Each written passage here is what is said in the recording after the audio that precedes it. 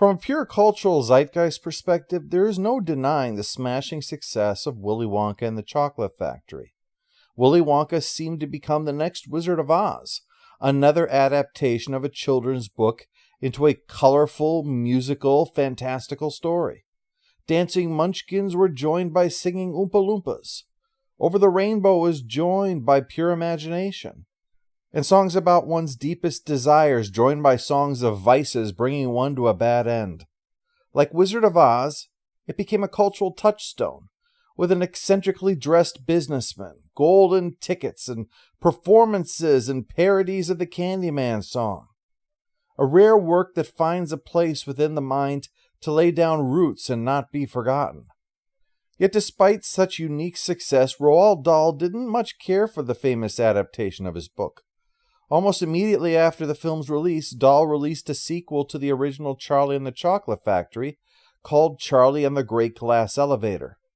Picking up where the first book left off, Wonka, Charlie, and his family get into various scrapes on the way back to the factory, including a run-in with the vermicious canids, creatures he'd included in his version of Willy Wonka and the Chocolate Factory as preying upon Oompa Loompas, but now they were an alien threat. It was a bone of contention for Dahl and his family that the public's view of his creation did not fit with what it was he'd wanted. Other adaptations of Dahl's work came out as well in the next 2 decades. The BFG, Danny the Champion of the World, and The Witches. After he passed in 1990, the Dahl family was approached by Warner Brothers over the chance to take another crack at adapting Charlie and the Chocolate Factory. It was, all told, a brave decision.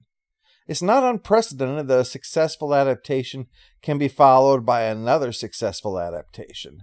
Ben-Hur, A Star is Born, and, depending on interpretation, Warner Brothers' then recent success with a new adaptation of Batman said that even with a triumphant work, another can emerge from the same source, especially when the previous film diverged from the source material as much as Willy Wonka had, down to even changing the title. Was it possible for lightning to strike twice? Was there room in that zeitgeist for another way of seeing the eccentric Candyman? Discussions took place on and off between Warner Brothers and the Dahl estate. What held things up was the respect the family had for Roald's work, knowing his disappointment with the original film. They didn't want to simply cash in on the late author's work. They wanted to know that this time it would hew much closer to what his story was. Consequently, Charlie and the Chocolate Factory was in development hell, as the agreement was made that they would have total artistic control of the writer, director, and actors. The agreement was worked out by Brillstein Gray. By an odd coincidence, Brillstein himself had Gilda Radner, Gene Wilder's wife, as a client. Over the decade, he sold his shares in the company to Universal, who then sold them to Brad Gray in 1999, at around the same time a deal was struck on Charlie and the Chocolate Factory. With total control now of Brad Gray Pictures, it became the studio producing the adaptation for a few years before that was shut down. Gray instead formed a new company with Brad Pitt and Jennifer Aniston, the pair were married, and Kristen Hahn, Aniston's longtime writer-producer friend in Hollywood. Plan B, which would be known for such works as Moneyball, World War Z, and 12 Years a Slave, would be the result of this partnership. And Charlie and the Chocolate Factory would be the first film to not include Brad Pitt, who wound up taking sole ownership of the company after the end of their marriage and Gray needing to leave due to conflict of interest because he was becoming head of Paramount. Brad Pitt was considered for the role of Wonka, but from the sound of it, just about every man in Hollywood was at one time or another. The list of those considered or discussed for the role is incredible. Bill Murray, Christopher Walken, Steve Martin, Robin Williams, Nicolas Cage, Jim Carrey, Michael Keaton, Robert De Niro, Will Smith, Mike Myers, Ben Stiller, Leslie Nielsen, half of Monty Python, John Cleese, Eric Idle, and Michael Palin, Patrick Stewart, and Adam Sandler. It seemed practically everyone was considered for the chance to try to take on the role that Gene Wilder had made famous. With the film now officially greenlit, they needed the talent to bring it to life. Scott Frank lobbied for the chance to write it. Frank had written 2 successful adaptations of Elmore Leonard novels, Get Shorty and Out of Sight, the latter earning him numerous accolades specifically for his screenplay. He wanted to do an adaptation of Roald Dahl so that this time his kids could actually see it. While Terry Gilliam was considered for directing, making Terry Jones the only living Python not considered for the film in one way or another, they finally signed Gary Ross. Ross started out writing, most famously the Tom Hanks comedy Big, but he just had major success writing, producing, and directing the Tobey Maguire-Reese Witherspoon film Pleasantville. However, Ross wouldn't stay on for very long, and when he left, so too did Scott Frank, to the disappointment of Warner Brothers and the Dolls. Scott Frank's reasons were in some ways due to scheduling. He owed Universal an adaptation called A Walk Among the Tombstones, was working on Minority Report for Steven Spielberg, and an original work called The Lookout. And despite having originally boasted that his screenplay would be better than Willy Wonka and the Chocolate Factory's had been, he looked at his 2 drafts and realized it was easier said than done. The obstacle he ran into was the same that David Seltzer had to overcome 30 years earlier. Once you're inside the factory, it's a series of things that happen. "It's 10 Little Indians," Frank commented. "It's a tour with no narrative drive whatsoever." Seltzer solved this problem with Slugworth and fizzy lifting drinks. Charlie, like the other kids, misbehaves in the factory, but avoids coming to a bad end and owns up to his misbehavior by returning the everlasting gobstopper. Frank couldn't think of his own solution to it, how it's not a story about Charlie as the last one standing and thus wins. Back to square one on both writer and director, they would have to once again try to find creatives to bring the film to life. Charlie and the Chocolate Factory wasn't the only doll work being considered. In the time since efforts began to try to secure the rights to that film, well, other works have been considered or even carried out. James and the Giant Peach, and a live-action version of Matilda. And also being worked on was another adaptation of BFG for Paramount. Ultimately, this film would not be made, but the script for it had truly impressed, and the writer on it, Gwyn Lurie, was asked to take her own crack at adapting Charlie and the Chocolate Factory. "It's still going to be magical and as much of a fable as it ever was," she said, "but there's much character development to be done. In a lot of ways, Dahl was trying to make a vituperative statement about Western culture. But it also shows that even a poor person who bites into chocolate feels rich." While Lurie worked on a new script, the director's chair sat empty. The first considered was Rob Minkoff, who had directed The Lion King. And soon after, Martin Scorsese, believe it or not, was considered. Ultimately, though, Scorsese decided to do The Aviator instead.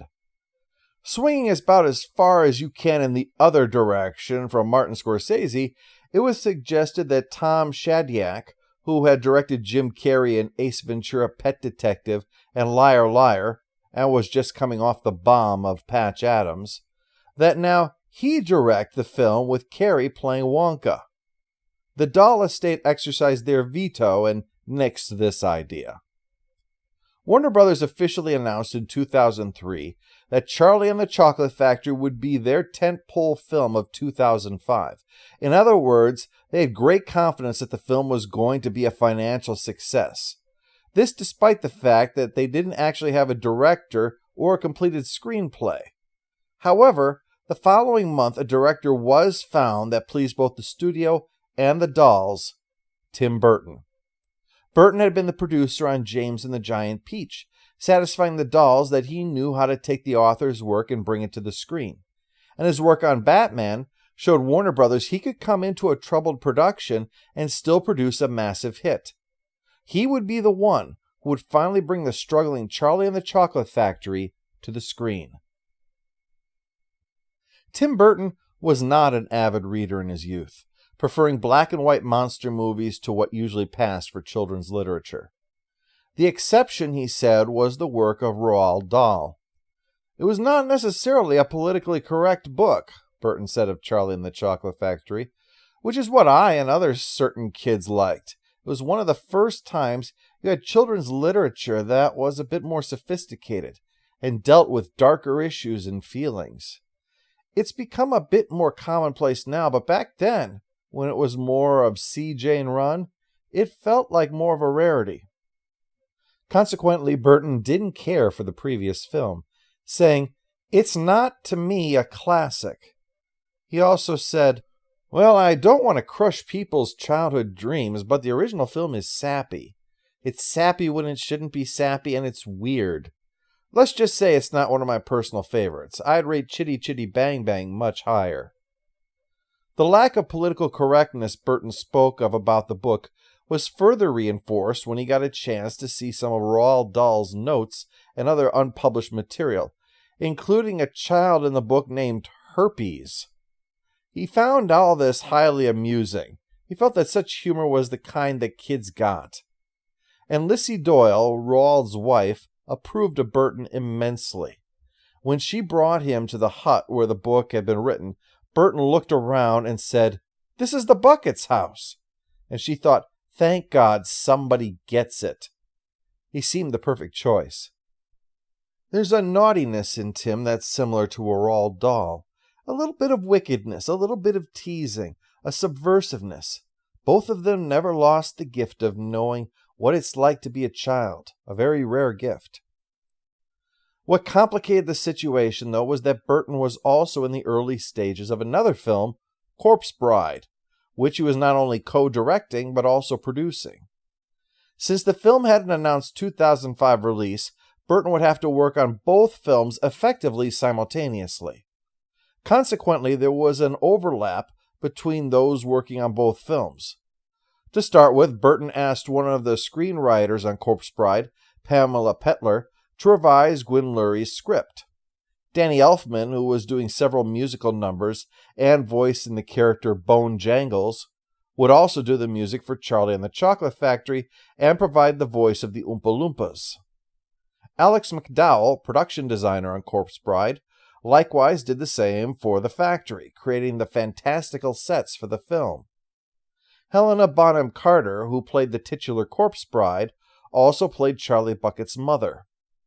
This was made somewhat easier since Corpse Bride, as a stop-motion animated work, meant she only had to worry about providing the voice and not needing makeup and costumes and the downtime that came with needing to be on a set.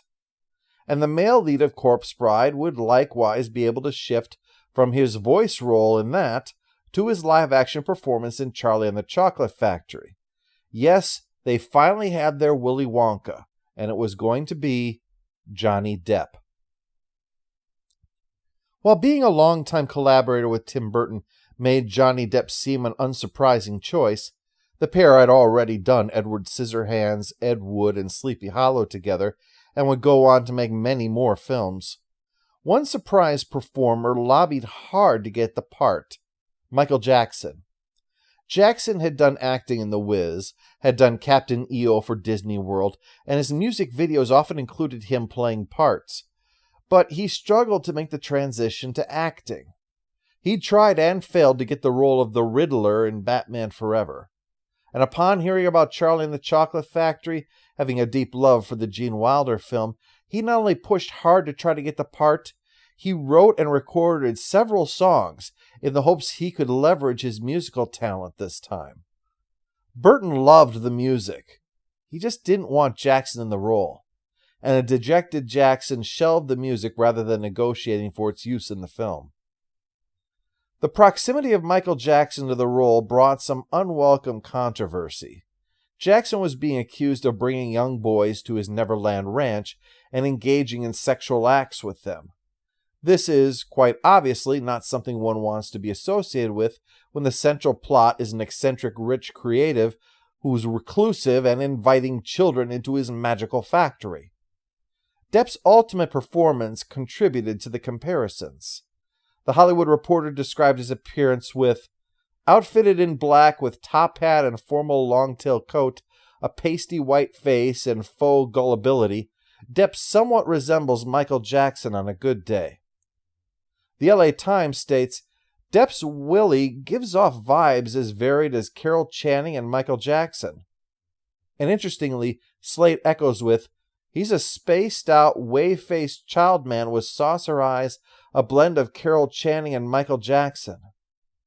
The Chicago Tribune remarks, Johnny Depp's Michael Jackson-inspired, soft-voiced, porcelain-skinned, man-child portrayal of Wonka also departs from how Dahl described the character. Entertainment Weekly didn't outright state Michael Jackson, but they were hardly kind when they listed a long reasons slagging his performance. Wearing a top hat and red velvet coat, speaking in a light, effeminate voice of extreme fussiness, he looks and acts like a 19th century vampire who is halfway through a sex change. Salon rejected Michael Jackson outright, comparing him to Phil Spector and stating, it feels more like character design than performance. Well, New York Magazine outright rejected the comparison, stating, Depp speaks nothing like Jackson. He invents a new sort of hipster dippiness, dripping sarcasm while chattering breathlessly through the open mouth of a rictus smile, telling the kids that they're kind of starting to bum me out, unless they keep on trucking, with his long striding tour of the chocolate factory. A damaged child grown into a man who maintains elaborate control of his surroundings. This Willy is less Michael Jackson creepy than a chipper capitalist for whom profits equal comfort, which equals creative freedom. Burton himself profoundly rejected the comparisons, stating in an interview, there's a big difference. Michael Jackson likes children. Willy Wonka can't stand them. To me, that's a huge difference in the whole persona thing. He later adds, it says more about the people making that reference. Rather, Burton says, one of the things we did talk about was that in our childhood, in every city, and I talked to other people about this too, in every city when you're a child, there's some weird children's show host that's got a weird name and he usually has a kind of a funny haircut. And we watch him as a child, and then as we got older and think back on it, you'd think, that guy was fucking weird. What was that guy all about? It's like Captain Kangaroo? Mr. Green Jeans? Who are these people? Each city had their own kind of regional one that kind of spooked you out a little bit. So we were kind of using that kind of reference point. A final word on the comparison to the King of Pop. One intriguing observation was that everyone was looking through the telescope backwards. That the reason Wonka reminded people of Michael Jackson was because Michael Jackson himself wanted to be Willy Wonka ever since Wilder's performance. Comparing Wonka to Jackson came naturally if you thought that Jackson always wished he could be the Candyman. It wasn't long before Burton decided to change writers once again. Things just weren't working out, and he decided what was called for was a fresh slate. So he had another writer on Corpse Bride, John August, start over with a blank piece of paper rather than working with any of the previous scripts. August was excited. As an 8-year-old, he had once sent a fan letter to Roald Dahl. The author actually answered it too. And going through the book, he simply had to pluck out whole sentences and use them verbatim. Something that is less common than you think with adaptations. Still, there was one issue, Burton felt, that needed addressing. Willy Wonka was an eccentric character, but there seemed to be nothing more to him than that, either on the page or in people's minds. Even in the original film, Mel Stewart seemed to be in that headspace. Recall that we discussed what he insisted upon with Wonka's office. Take everything in there and chop it in half. For no other reason than to continue the idea of Wonka as zany. While Harper Goff had seen Wonka, whose madcap creations all had a reason behind them. Goff didn't believe in eccentricity for its own sake, but rather as a side effect of his creative genius. Having Wonka be weird because he's weird just didn't suit Burton. So he told August to find us the answer of why. Why was Willy Wonka as bonkers as he was? The idea they finally went with was that Wonka was the product of his upbringing. His father, Wilbur, was a dentist, and thus an innate hatred for candy and what it does to teeth. His oppressive refusal to allow Willy to indulge in such treats leads inevitably to a life devoted to the best of all possible confectionery, yet also in a way emulating his father with a single-minded devotion to his enterprise to the exclusion of all other concerns. As his father was willing to inflict the most elaborate dental apparatuses upon Willy, so too would Willy go to extreme lengths for candy perfection.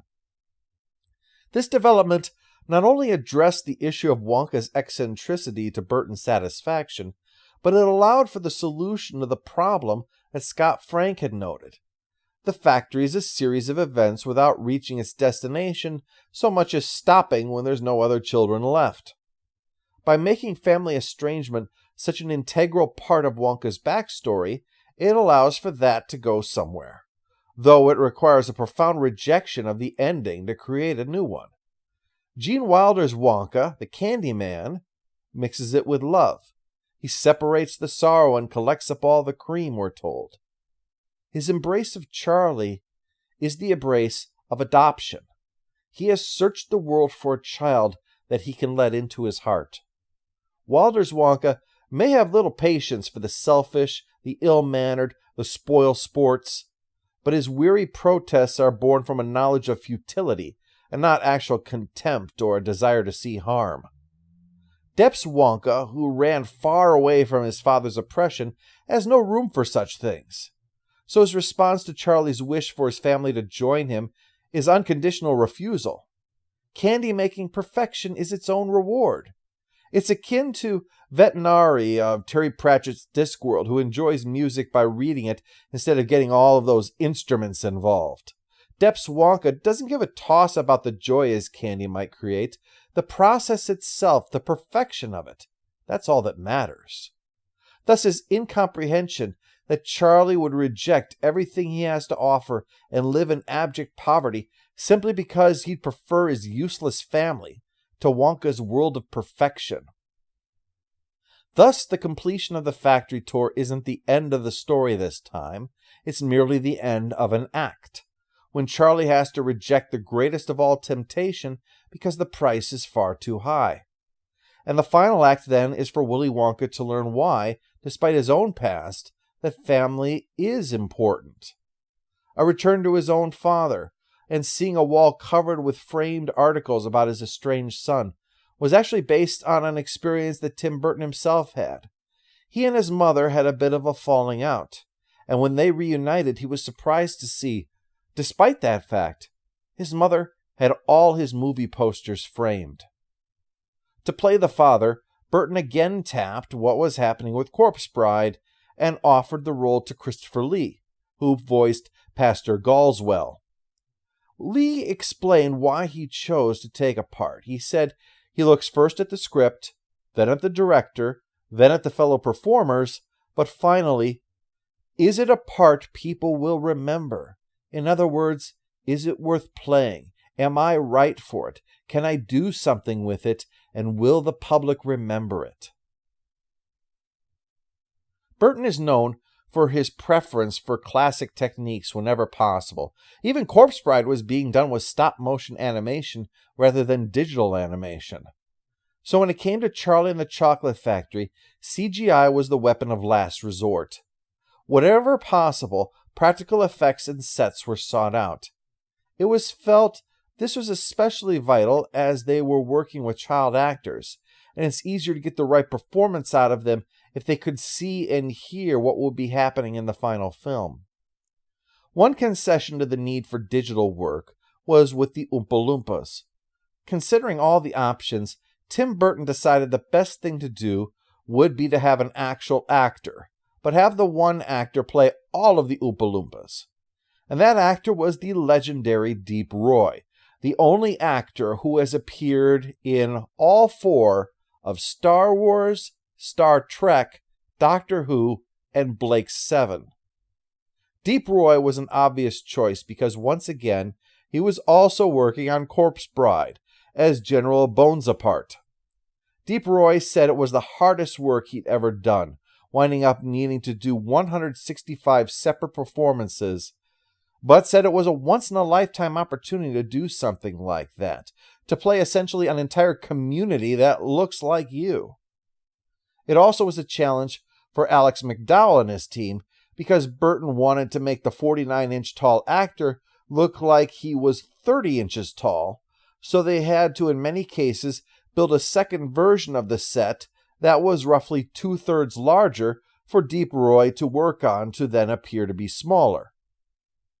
In a move that is so bizarre, I confess, I originally thought it was made up. The reason that the squirrels in the film managed to look so real with 2005 technology is because they were real. Listen to what happened and you'll understand why I have the sneaking suspicion someone is playing a practical joke on me. Squirrels were nursed by their human trainers from birth to help form a bond there. For 10 weeks, Michael Alexander put the squirrels through a training camp.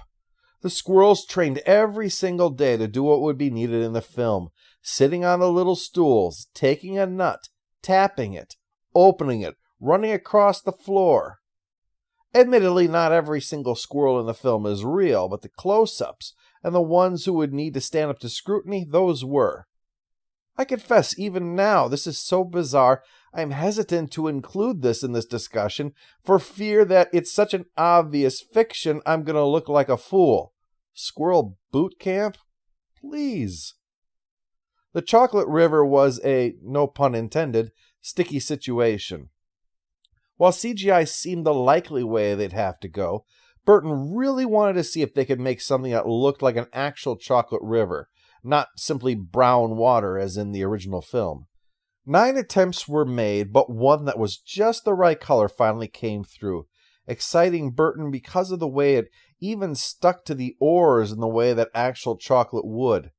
It involved 192,000 gallons of faux melted candy. Non-toxic, so the child playing Augustus Gloop could safely fall in. And as time went on, it stank horribly. A cross between a sewer and a spoiled refrigerator, Burton said. But it did help add to the verisimilitude of the world. The question was, how would that feel to the audience? Charlie and the Chocolate Factory was stepping into a unique area. It wasn't exactly a remake. It wasn't The Day the Earth Stood Still or A Nightmare on Elm Street, trying to do a modern retelling of a classic film. It was a second adaptation of a work that had been adapted in one way originally, and now is being adapted again in another way. Now, this wasn't the first time for Burton, whose attempt with Planet of the Apes had tried to go its own way but stood in the shadow of a classic, hurting what was already a troubled film even more. Yet there were 2 big advantages that Burton had this time. One was the budget. Even adjusted for inflation, he had more than 10 times the budget that Willy Wonka had back in 1971. The other was that it wasn't attempting to occupy the same space as Willy Wonka. If we think of the book as the song The Sound of Silence, Gene Wilder's is Simon and Garfunkel, and Johnny Depp is Disturbed. Folk music versus rock ballad. Subdued contemplation versus dark intensity. They can coexist. Against a budget of $150 million, Charlie and the Chocolate Factory made internationally $475 million. The consensus among critics was also positive. A Rotten Tomatoes score of 83%, a 72 out of 100 from Metacritic, and an impressive A- from CinemaScore by audiences. The visual style of the work was universally praised as a positive. Tim Burton's distinctive Gothic aesthetic complemented by dark whimsy, it went down really well. Alex McDowell's work in giving the film imaginative set designs, colorful visuals, and creative special effects were a substantial part of it. The film managed to successfully blend aesthetics that could oscillate between modernity and fairy tale. Analysts felt the screenplay by John August captured the essence of Dahl's work, even as it updated it for a modern audience.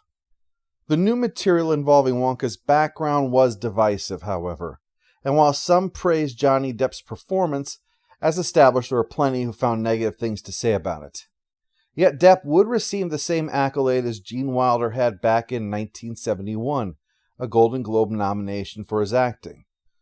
The film was also showered with a number of other nominations and even wins for various awards.